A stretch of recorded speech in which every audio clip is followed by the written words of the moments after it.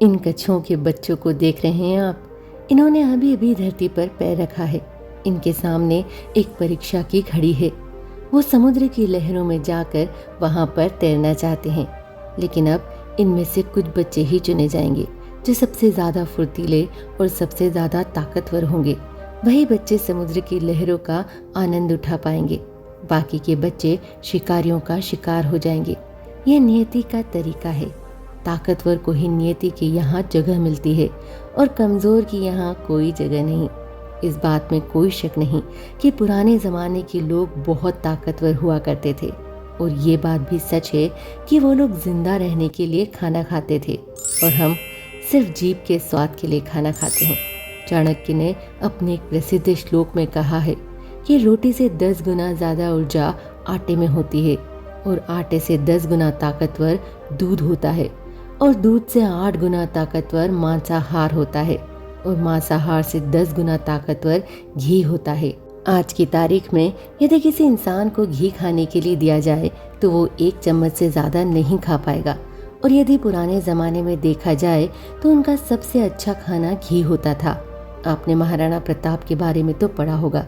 वह जितना वजन लेकर रणभूमि में लड़ते थे, इतना वजन तो आज के 4 आदमी भी उठा नहीं पाएंगे। वे लोग इस दुनिया में सच में जिंदा थे और हम शायद जबरदस्ती जिंदा हैं। आज की कहानी में हम कुछ ऐसी बातें, कुछ ऐसे रहस्य जानेंगे जो आपको हमेशा स्वस्थ बनाए रखेंगे, क्योंकि पहला सुख निरोगी काया है। दुनिया का सबसे बड़ा धन हमारा स्वास्थ्य है।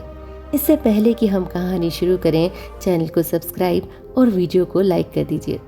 पुराने समय की बात है। एक राज्य का राजा बहुत ही पराक्रमी था।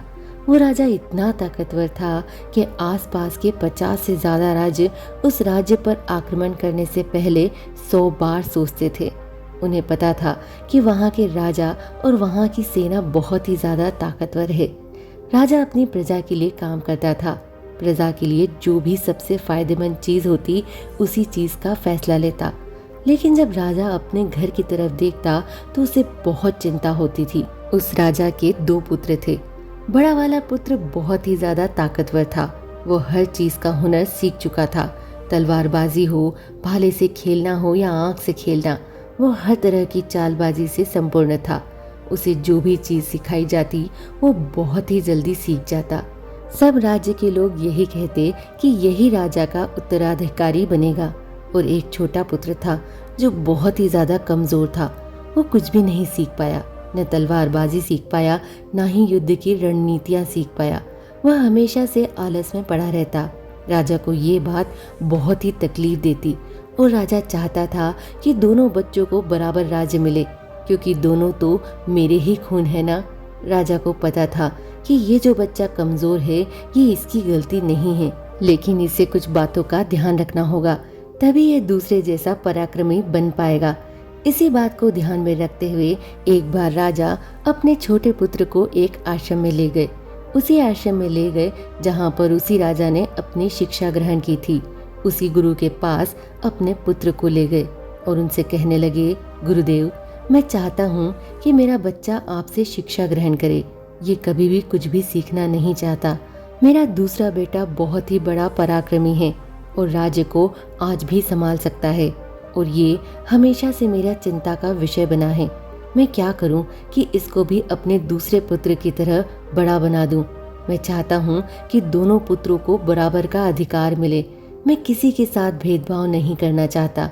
यह बात सुनकर वो गुरुदेव कहते हैं, मैं जानता हूँ राजा, इस पुत्र को क्या तकलीफ है। तुम कुछ दिनों के लिए इसको यहीं पर छोड़कर चले जाओ। मैं तुम्हें आश्वासन देता हूँ कि जब तुम वापस आओगे तो तुम्हें ये पुत्र नहीं दिखेगा। इसकी जगह कोई और दिखेगा जिस पर तुम शायद ही विश्वास कर पाओगे, क्योंकि गुरुदेव बहुत बड़े आत्मज्ञानी थे। वो उस पुत्र को देखकर ये समझ गए थे कि इस बच्चे को क्या तकलीफ है और इसे कैसे पराक्रमी बनाया जा सकता है, क्योंकि वो आखिर एक राजा का खून था। बस उसे इसी बात का एहसास करवाना था। राजा वहां पर अपने बच्चे को छोड़कर चले जाते हैं। इसके बाद वो शिष्य उसी आश्रम में रहने लगा। बहुत दिन बीत गए, लेकिन गुरुदेव सही समय का इंतजार कर रहे थे। एक दिन वो गुरुदेव उस शिष्य से कहते हैं, चलो आज मैं तुम्हें कुछ दिखाना चाहता हूँ। उसके बाद उस बच्चे का हाथ पकड़ते हैं और एक पहाड़ी पर लेकर जाते हैं।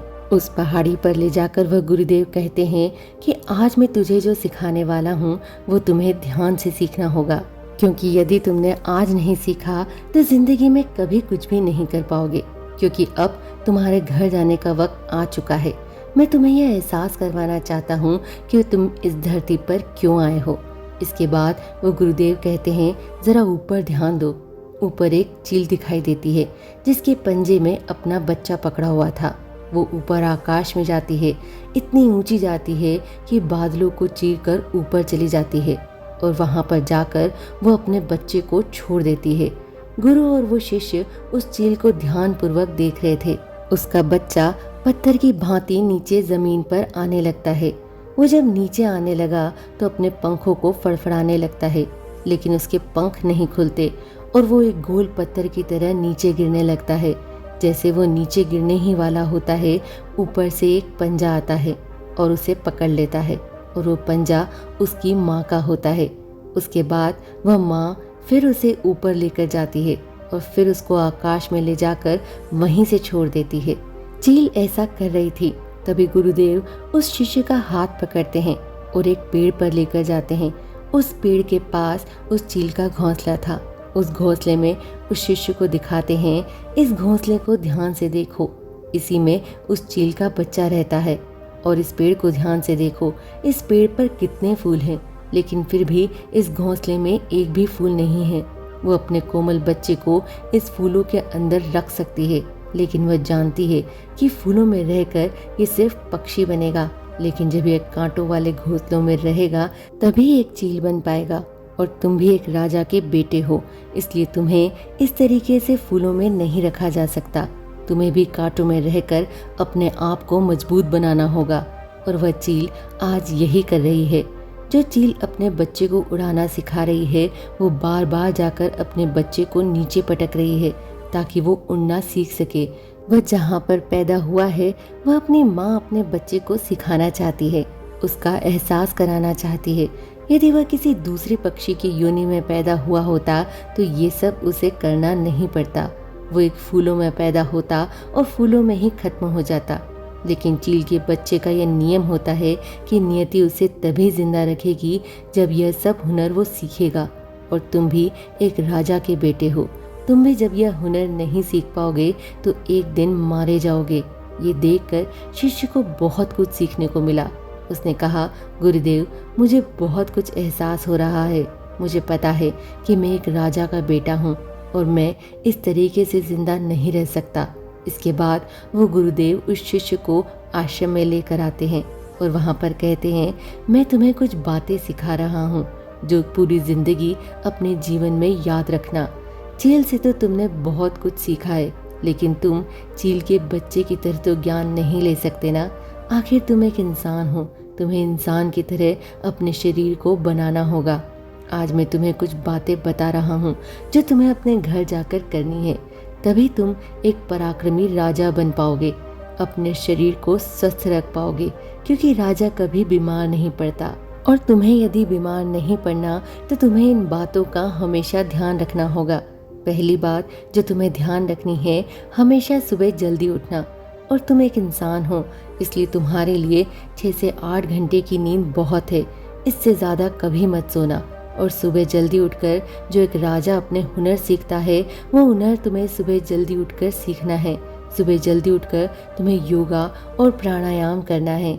अपने शरीर को जितना तुम स्वस्थ रखते हो, उससे भी ज़्यादा अपने अंदर की शक्ति को भी स्वस्थ और अच्छा रखना है। अपनी मानसिक शक्ति को भी इतना ही बढ़ाना है, और यही मानसिक शक्ति तुम्हें ध्यान से मिलेगी। हमेशा ध्यान करना, हमेशा सुबह जल्दी उठकर प्राणायाम करना, हमेशा सुबह जल्दी उठकर योग करना, और यही तुम्हें हमेशा मजबूत बनाएगी। और यदि तुम जिस दिन सुबह जल्दी नहीं उठते हो तो एक तरीका अपनाना, इससे तुम बहुत जल्दी सुबह उठ पाओगे। जिस दिन यदि तुम 10 मिनट लेट हो जाते हो, उस दिन अपने शरीर पर एक कोड़ा मरवा देना। यदि दूसरे दिन 20 मिनट लेट हो जाते हो तो 2 कोड़े मरवा देना।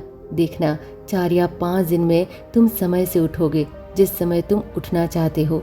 दूसरी बात जो हमेशा ध्यान रखना, भरपूर स्वस्थ खाना खाना। कभी भी ऐसी चीज मत खाना जो तुम्हारे शरीर को नुकसान पहुंचाती हो। हमेशा तुम स्वस्थ खाना खाना, जैसे कि सब्जियां, फल, दूध, दही। यही होता है असली भोजन। जीभ के स्वाद के लिए तुम ऐसी कोई चीज मत खाना जो तुम्हारे शरीर को नुकसान पहुंचाए। अगली बात जो तुम्हें ध्यान रखनी है, यदि तुम्हारे मन में कोई ऐसी बात हो जो तुम्हें चिंता में डाल रही हो, तो वह अपने घर परिवार में कहना। कभी भी मन में छुपाकर उस बात को मत रखना, क्योंकि वो बात तुम्हें कमजोर बना देगी।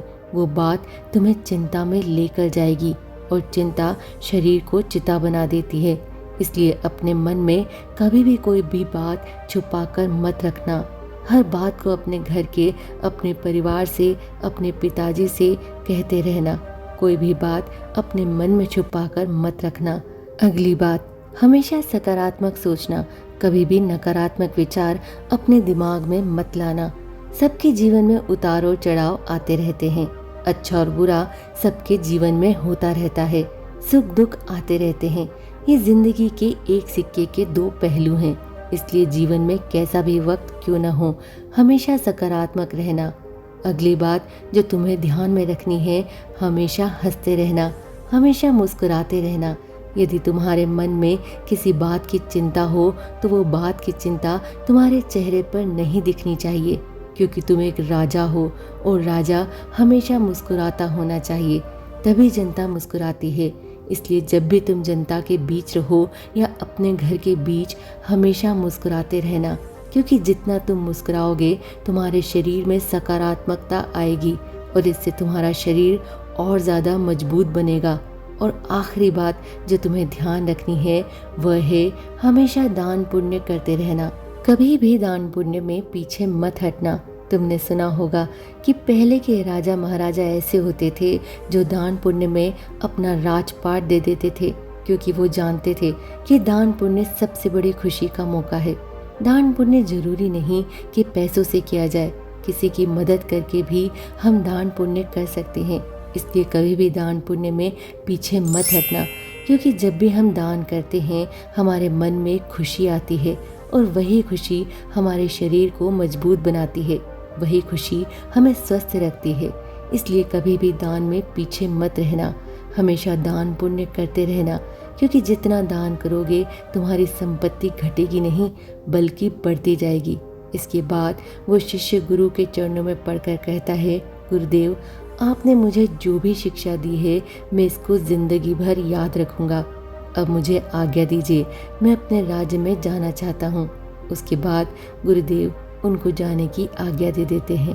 आप भी ये सारी बातें अपने जीवन में उतार कर स्वस्थ और ताकतवर बन सकते हैं। आज के लिए बस इतना ही। मिलेंगे फिर किसी नई बात और नई कहानी के साथ।